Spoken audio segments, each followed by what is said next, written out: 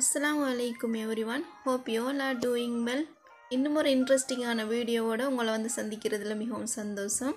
Mostly வந்து நிறைய பேருக்கு பார்த்தீங்கன்னா ரமலானில் சஹர் டைமுக்கு எழும்பினா நிறையவே வந்து சாப்பிட முடியாமல் இருக்கும். இதுக்கு அந்த டைமில் சாப்பிட்றதுக்கு ஏற்ற மாதிரி டேஸ்ட்டாக கறி அமையாதது முக்கியமான ஒரு காரணமாக இருக்கும். இந்த வீடியோ ஒரு தடவை பார்த்தீங்க அப்படின்னா வீட்டில் உள்ள எல்லாருமே வயிறார சாப்பிட்டு நல்லா நோன்பு பிடிக்கிறதுக்கு ஏற்ற மாதிரி டேஸ்ட்டாக நீங்களும் கறி சமைப்பீங்க. நீங்கள் பார்க்குற இந்த வீடியோ உங்களுக்கு பிடிச்சிருந்தீங்க அப்படின்னா வீடியோக்கு ஒரு லைக் போட்டுட்டு பக்கத்தில் உள்ள அந்த சப்ஸ்கிரைப் பட்டனையும் தட்டிடுங்க. இப்போ வாங்க வீடியோக்குள்ளே போகலாம்.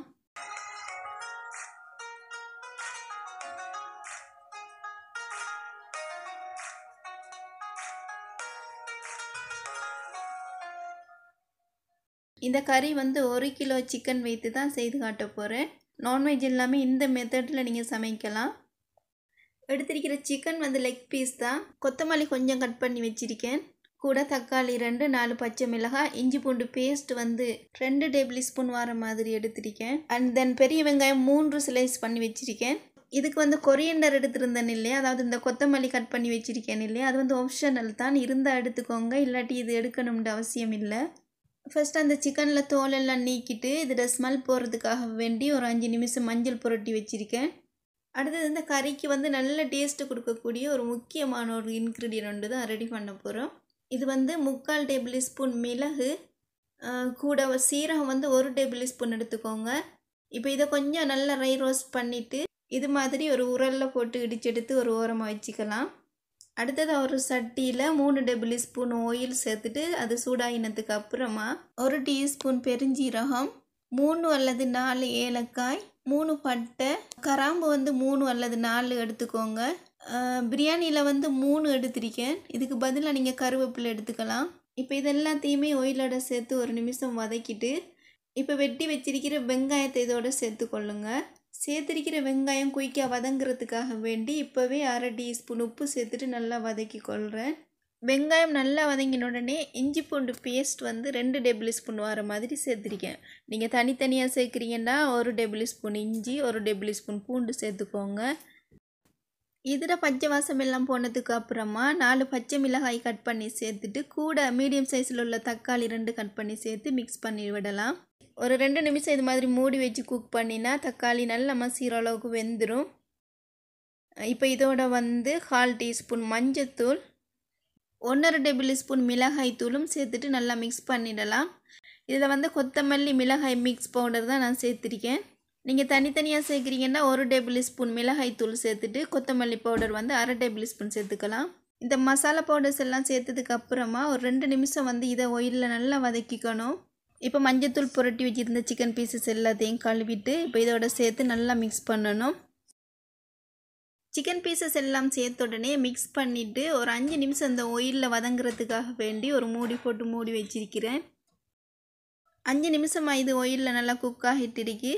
இதை ஒருக்கா மிக்ஸ் பண்ணிவிட்டு இதோட 2 கப் தண்ணி சேர்த்துட்டு இப்போ சிக்கனை நல்லா அவிய விடணும்.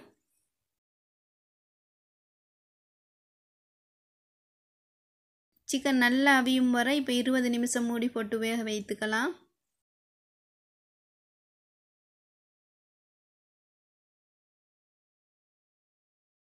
இப்போ இந்த கறியை வந்து 20 நிமிடம் வேக வைத்திருக்கோம். சஹர் டைமில் பார்த்தீங்கன்னா கறி வந்து சோறோடு சாப்பிட்றதுக்கு திக்காக இருந்தால் தான் நல்லா இருக்கும். அதால் இதில் உள்ள தண்ணி இன்னும் வத்துறதுக்காக வேண்டி இன்னும் ஒரு 10 நிமிஷம் இது மூடி போட்டு குக் பண்ண போகிறேன். ஃப்ளேமை வந்து நல்லா குறைச்சி வச்சுக்கோங்க, இல்லாட்டி அடிப்பிடித்துடும். கறியில் உள்ள தண்ணி எல்லாம் வற்றி இப்போ கறி வந்து பார்க்குறதுக்கே நல்லா திக்னஸ்ஸாக இருக்குது.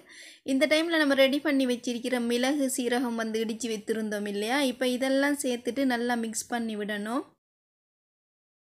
அந்த வீடியோவில் காட்டியிருக்கிற மாதிரியே வீட்டிலையே நம்ம மிளகு சீரகம் எல்லாம் எடுத்து வறுத்துட்டு இடித்து இதோட சேருங்க, நல்ல டேஸ்ட் வரும். கடையில் வாங்கின பவுடர்ஸ் எல்லாம் நீங்கள் யூஸ் பண்ணினீங்க அப்படின்னா அந்தளவுக்கு ஒரு டேஸ்ட்டு கொடுக்காது. அடுத்தது இந்த கறிக்கு கொஞ்சம் எக்ஸ்ட்ரா டேஸ்ட்டு கொடுக்கறதுக்காக வேண்டி கொஞ்சமாக வந்து கோகோனட் மில்க் வந்து 100 ml வரை சேர்த்துக்கலாம். இது சேர்க்கணும்னு அவசியம் இல்லை, ஆப்ஷனல் தான், விரும்பினா சேர்த்துக்கோங்க. இது சமைக்கிற டைம் கோகோனட் மில்க் இல்லாததால் நான் வந்து ஃப்ரெஷ் மில்க் தான் 100 ml எடுத்திருந்தேன். லாஸ்ட்டாக வெட்டி வச்சிருக்கிற கொத்தமல்லியை சேர்த்து மிக்ஸ் பண்ணிவிட்டு இப்போ அடுப்பு ஆஃப் பண்ணிவிட்டு இறக்கிடலாம்.